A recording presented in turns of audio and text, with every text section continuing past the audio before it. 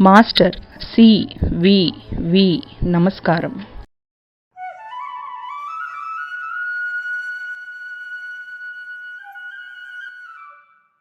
Master CVV.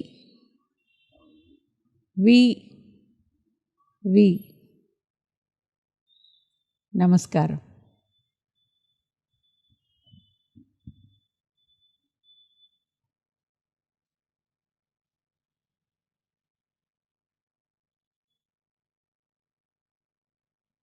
అందరికీ నమస్కారం.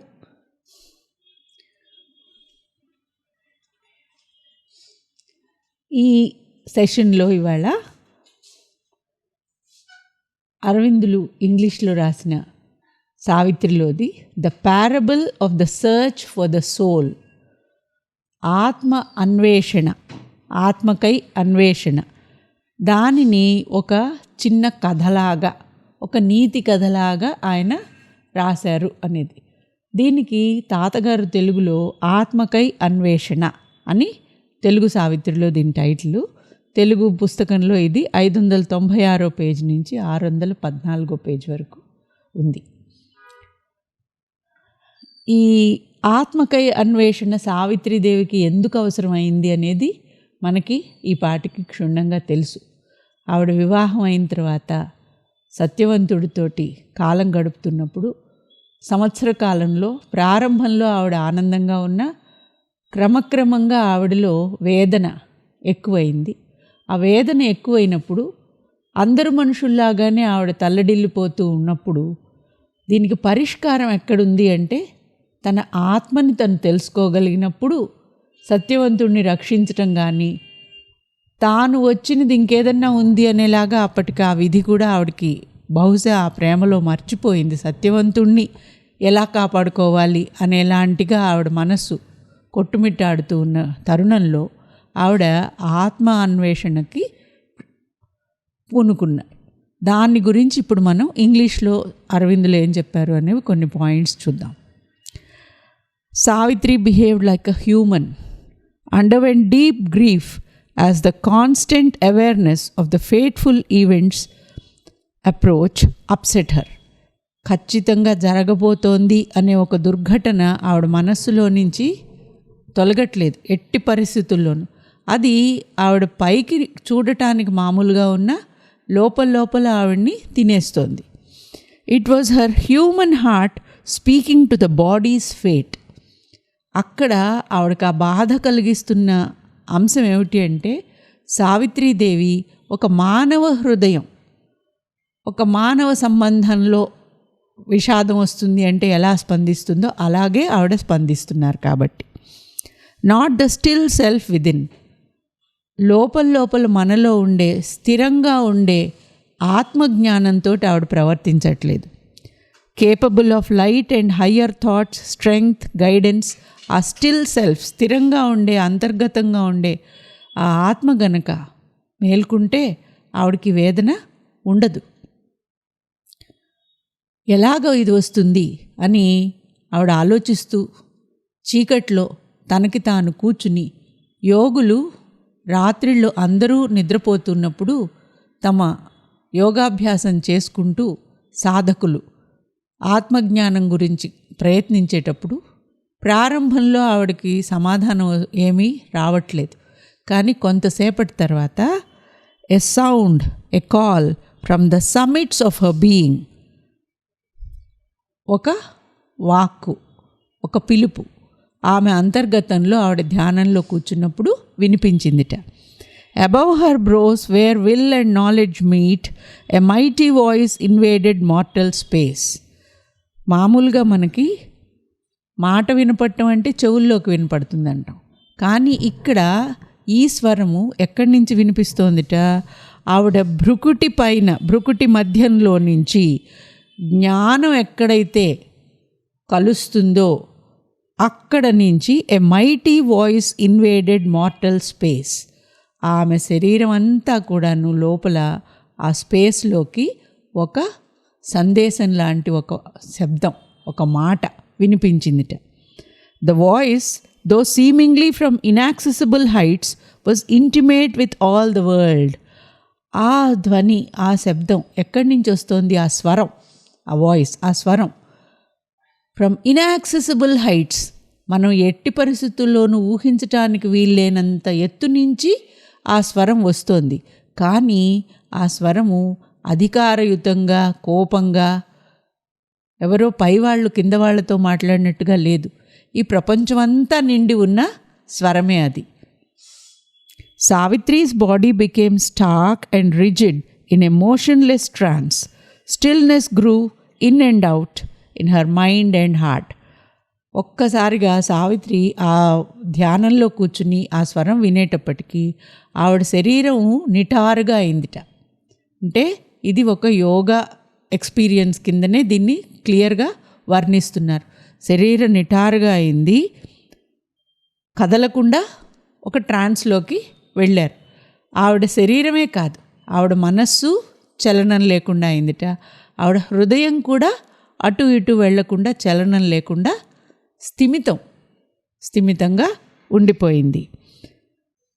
అప్పుడు ఒక సందేశంలాగా ఆవిడకి అనిపించిందనమాట. Why camest thou to this dumb death-bound earth, O spirit, O immortal energy? Arise, vanquish time and death. వివేకానందులు గనక arise, awake అని అందరినీ స్ఫూర్తిదాయకంగా అనుకున్నది సాధించే వరకు నిద్రించొద్దు అని మనందరినీ ఎలాగైతే ఆయన మేల్కొల్పి మీ లక్ష్యం గమనించుకోండి, మీలో ఉన్న శక్తిని తెలుసుకోండి అంటారో, అదేవిధంగా సావిత్రీదేవిని ఆ స్వరం ఏమని చెప్తోందిట, నువ్వు ఈ భూమి మీదకి ఎందుకు వచ్చావు? The dumb deathbound earth, తనని తాను సహాయం చేసుకోలేని మూగ నిస్సహాయంగా ఉన్న ఈ భూమి మీదకి ఓ ఆత్మ నువ్వెందుకు వచ్చావు? ఓ ఇమ్మార్టల్ ఎనర్జీ, అపరిమితమైన శక్తి స్వరూపిణి ఎందుకు వచ్చావు? అరైజ్, వాంక్విష్ టైమ్ అండ్ డెత్, జాగృతమవు, లే, కాలాన్ని మరణాన్ని జయించు, కాలాన్ని మరణాన్ని ఓడించేయి. కానీ సావిత్రి అలాంటి మాటలు విని వెంటనే నడుం బిగించే పరిస్థితుల్లో లేదావిడ. Savitri's heart replied that her strength is taken from her and given to death. ఒక బేలలాగా సమాధానం చెప్పింది. అంటే ఇది బయట డైలాగ్ కాదు, లోపలే. కానీ నేను అటువంటి కార్యాలేవి చెయ్యలేను, నా శక్తి నా దగ్గర లేదు, మరణం నా శక్తిని పీల్చేసింది. It is futile struggling with the inevitable fate. తప్పని విధితోటి పోరాడటం వృధా.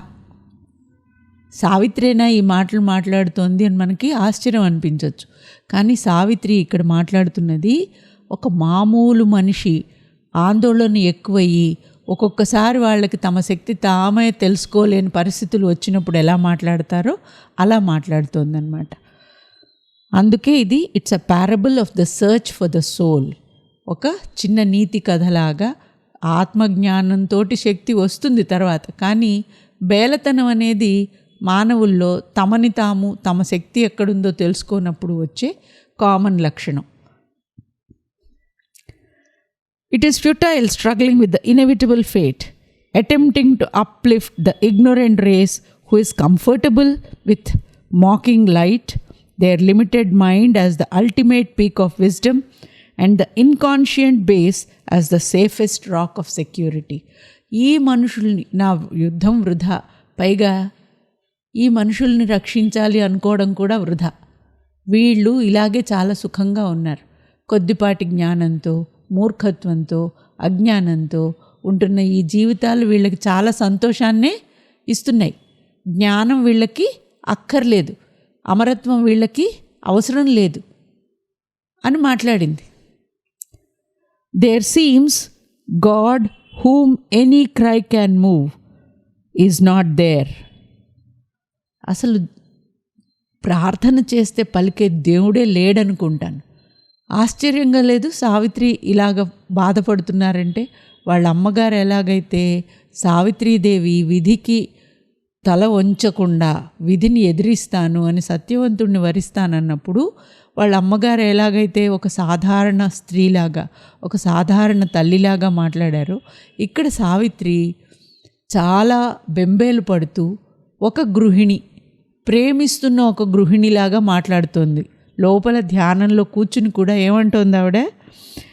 It is only inconscience and the almighty hands of death. ఈ భూమి మీద రాజ్యం చేసేది అజ్ఞానము, మూర్ఖత్వము, మరణము. వాటిని నేను అనుకోవట్లేదు. ఎందుకంటే ఎదిరిస్తాను మొర్రో అని నేను ఏడిస్తే పైనుంచి ఏ దేవతలు నాకు సరేనమ్మా అని ప్రార్థన విని సమాధానం ఇవ్వట్లేదు. Why should I or Satyavan strive to stove off earth's inevitable hour or call a mightier light? నేను కానీ సత్యవంతుడు కానీ ఇంకెవరన్నా కానీ ఈ భూమి మీద వస్తున్న మరణాన్ని, అజ్ఞానాన్ని పక్కకి తొలగించి ఇంతకంటే దివ్యమైన జ్ఞానం ఇక్కడికి రావాలి అని ఎందుకు యుద్ధం చేయాలి? ఎందుకు కృషి చేయాలి? అర్జున విషాదయోగం గుర్తు రావట్లేదా మీకు? ఇది సావిత్రి విషాదయోగం అనుకున్నాను నేను చదువుతూ. అంటే చేయబోయే పని ముందు వద్దు, ఎందుకు, అక్కర్లేదు అనేలాంటి ఆలోచనలతోటి తన శక్తి తనకే తెలియదు. అర్జునుడి శక్తి కృష్ణుడు, అవునా? అర్జునుడు పక్కన పెట్టుకునే అంత విషాదంలోకి వెళ్ళాడు. సావిత్రీదేవి శక్తి తనలోనే ఉంది. అంత శక్తి తనలో పెట్టుకుని కూడా ఆవిడ ఇప్పుడు ఇక్కడ ఎందుకు చెయ్యాలి, చేయగలనా, ఇక్కడ మరణమే దేవత అని మాట్లాడుతోంది. Why should I or Satyavan strive to stave off earth's inevitable hour or call a mightier light a greater law into man's little world?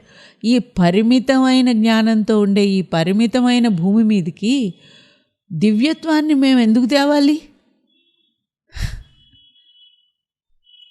It is better to accept my fate and follow Satyavan to the adjoining parishes, crossing the Tenebrious river. నేను కూడా మామూలుగా అందరు పతివ్రతల్లాగానే సహగమనం చేసి నిప్పులతో ఉండే ఆ నదేదో దాటి అవతలికి వెళ్ళిపోతే నా ప్రేమలో నేనుండొచ్చు. ఈ లోకాన్ని ఉద్ధరించే పనికి నాకెవ్వరూ సహాయం చేయట్లేదు, నేను కూడా చెయ్యాలనుకోవట్లేదు అని చెప్పేసిందిట. Live untroubled forgetting man, god, life. అక్కడికి వెళ్ళాక ఈ లోకము, ఈ గొడవలు, మరణము ఇవేవి ఉండవు. ఒక అమరలోకంలో ఇద్దరం సుఖంగా ఉంటాం. అప్పుడు ఆ ఆత్మకి వస్తున్న సందేశంలో చెప్తున్న, పైనుంచి వస్తున్న సందేశం ఒక ప్రశ్న వేసింది. What shall thy soul say when it wakes and knows that the work was left undone for which it came? సరేనమ్మా, నువ్వు అసత్యవంతుడి వెంట సహగమనం చేసి వెళ్తావు, కానీ నీ ఆత్మ మేల్కుంటుందే. అప్పుడు ఈ భూమి మీదకి నువ్వు ఏ కార్యం కోసమైతే వెళ్ళావో ఆ కార్యాన్ని ఎందుకు వదిలేశావు అని నిన్ను అడిగితే ఏం సమాధానం చెప్పుకుంటావు నువ్వు?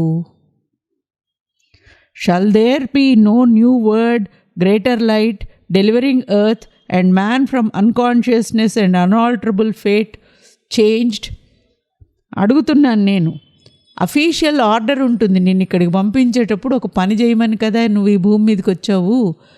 ఇక్కడ మనిషిని మార్చాలనుకున్నావు, ఈ భూమి యొక్క విధిని మార్చాలనుకున్నావు, అవేవి చెయ్యవా? మరి ఒక కొత్త రూల్ తీసుకొస్తాను ఈ భూమి మీదకి అనుకున్నావు. A greater light, delivering earth and man from unconsciousness. తప్పని ఈ విధిని తప్పిస్తాను అని అన్నావే, అదేం చెయ్యవా? Is this the report to be submitted to the eternal?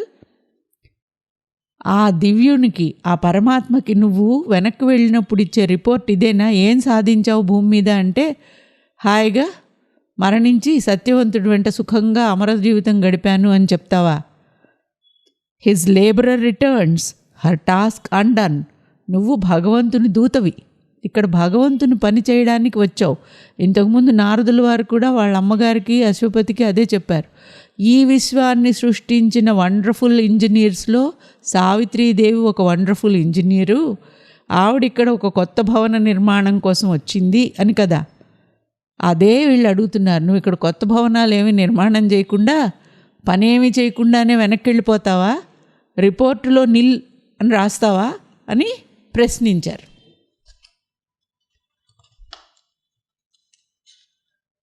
అప్పుడు సావిత్రి హృదయం మూగబోయింది. చెయ్యను అని అనలేకపోయింది, చెయ్యగలను అని కూడా అనలేకపోయింది. Its spoke no word, her heart was mute. ఆవిడ హృదయం మూగబోయింది. ఇలా చెప్పాలి అంటే బాధగా ఉంది, కానీ చేయగలను అని చెప్పే ధైర్యం ఆవిడకి ఇంకా లేదు. But a power within her surmounting mortal ignorance answered the still voice. కొంతసేపు ఆవిడ అలా నిశ్శబ్దంగా ఉన్న తర్వాత ఆమె లోపల నుంచి ఒక స్వరం, సర్మౌంటింగ్ మార్టల్ ఇగ్నోరెన్స్ అంటే మానవ పరిమిత అజ్ఞానం, అంటే అజ్ఞానాన్ని అధిగమిస్తూ ఆ శబ్దానికి పైనుంచి వచ్చిన ఆ సందేశానికి ఇలా చెప్పిందిట.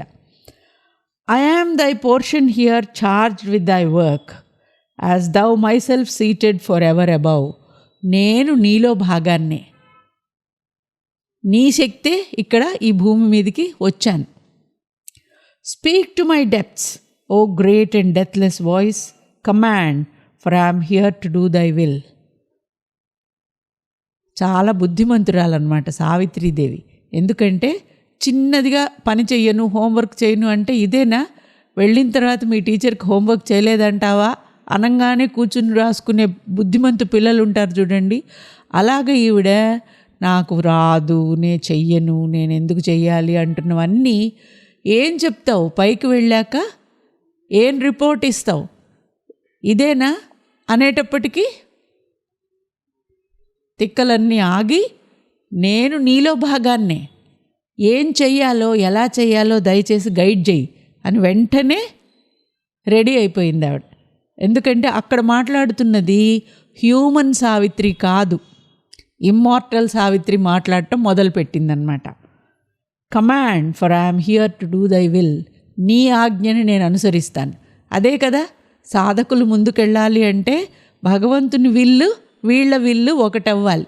వీళ్ళ ఇచ్చ వేరు, భగవదిచ్ఛ వేరు అంటేనే విధి అక్కడికి అడ్డుగా వస్తూ ఉంటుంది. ఇక్కడ సావిత్రి ఇంతకు ముందు అనుకున్న ఇచ్చ అయితే అది తన పర్సనల్ ఇచ్చ. ఇప్పుడు ఏమంటోంది? ఆజ్ఞాపించండి, మీ ఆజ్ఞే నేను ఫాలో అవుతాను. The voice advised and guided Savitri to remember the purpose of her birth. నువ్వు ఏ కారణం కోసం జన్మెత్తావో ఒక్కసారి నువ్వు గుర్తు తెచ్చుకో.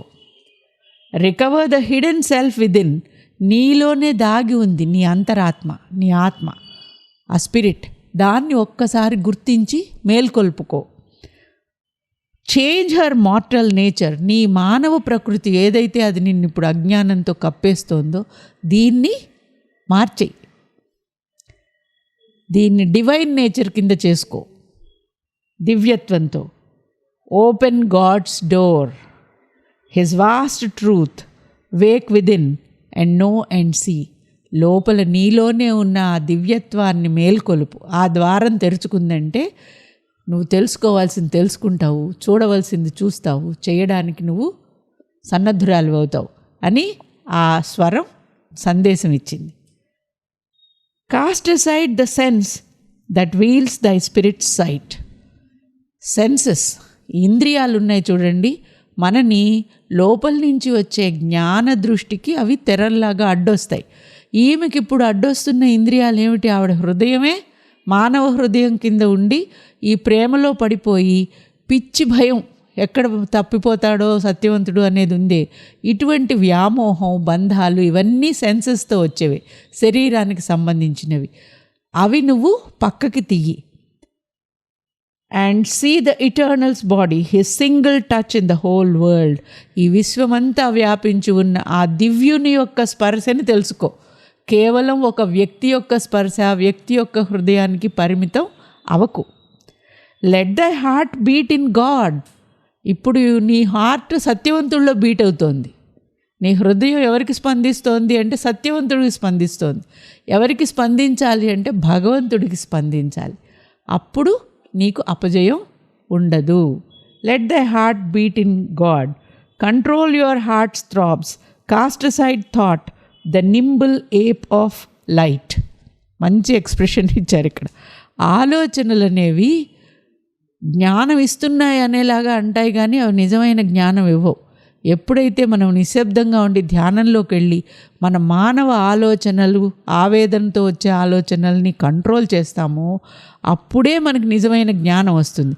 కాబట్టి ఈ థాట్ ఏంటి అంటే it is an ape of light. Aping అంటే ఇమిటేషన్, నిజం కాదు. ఇది ఉత్తి బందర్ బంగారం అన్నమాట.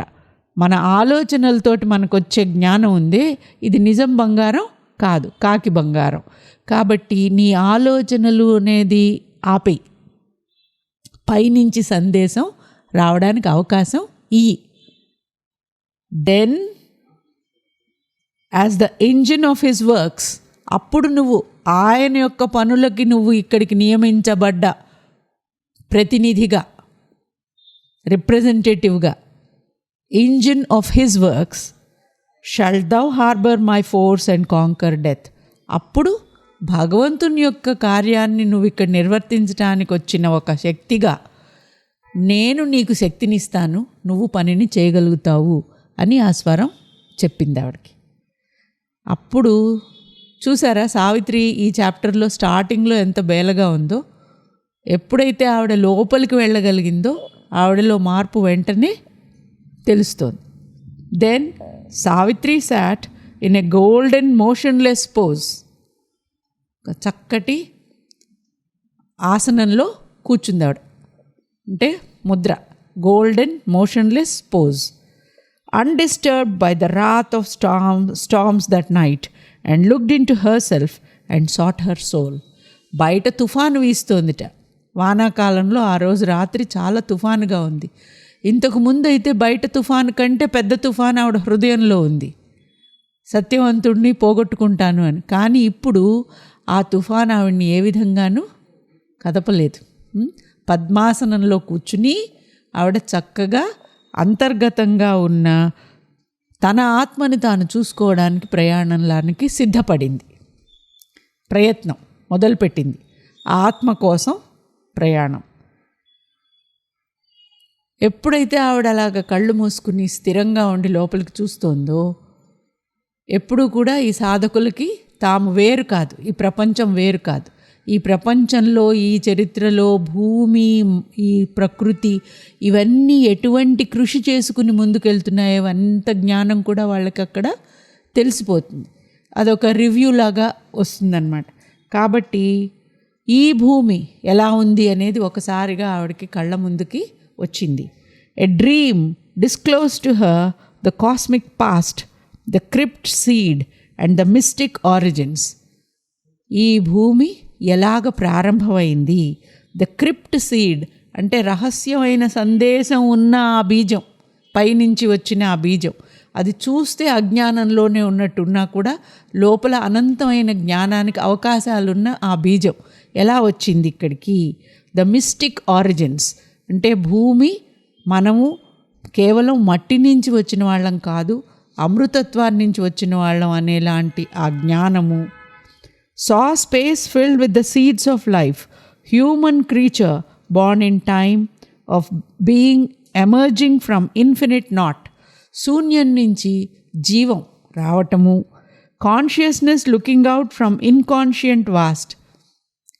అజ్ఞానంతో నిండి ఉన్న అంధకారంలో నుంచి చైతన్యం చిన్న చిన్నగా మొదలుపెట్టి ప్రస్ఫుటమవటము.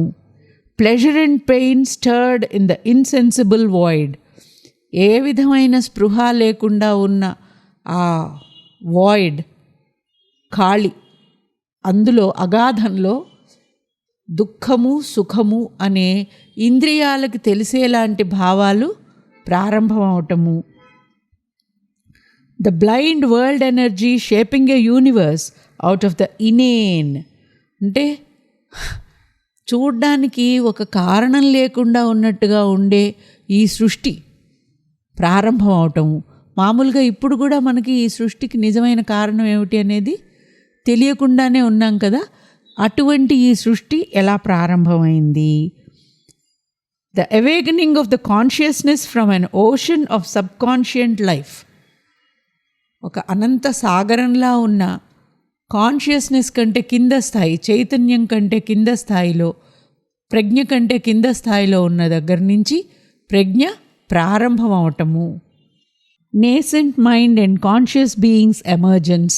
అంటే నేసెంట్ మైండ్ అంటే నిద్రావస్థలో ఉన్న ఆలోచనా శక్తి, స్పృహ, జీవులం అనే స్పృహ చిన్న చిన్నగా పెరగటము. Its attempts to survive in matter's false eternity. ఈ జీవి ఈ ప్రకృతిలో కృషి చేస్తూ ఎక్కువ రోజులు బతకాలి అనేలాంటి ప్రయత్నాలు చేయటము. డ్రీమ్ ఆఫ్ ఇమ్మోర్టాలిటీ, మరణంని అధిగమించాలి అనేలాంటి కలలు కంటము. Beginning of a conscious soul and the acts of restless mind as if it were the king. క్రమంగా ఆత్మ అనేది ఉంది అనే జ్ఞానం పెరగటము.